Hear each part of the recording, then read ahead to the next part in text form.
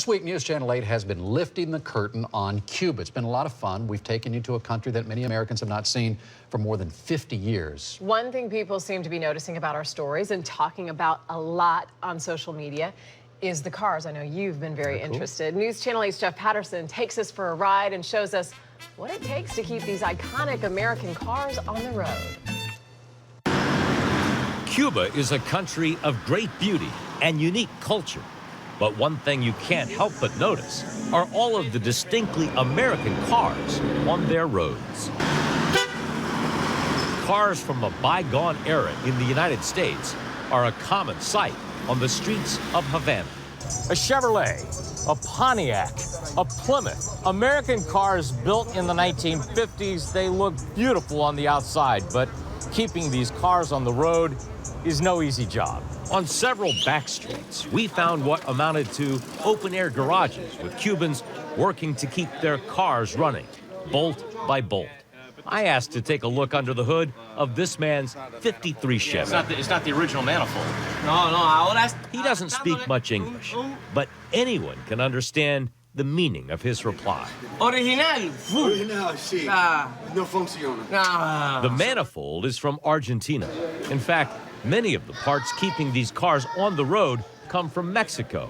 Some parts are handcrafted here in Havana.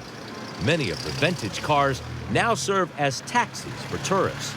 We rented this convertible 57 Ford Fairlane, complete with driver, to tour Havana. Right in the center is a statue of Jose Marti. It's a great way to see the city, and the Cubans are proud to show you their city and their cars. My car is Chevrolet 1953. This car has 61 years. Cisneros showed me under the hood. It's a car that some collectors would love to get their hands on.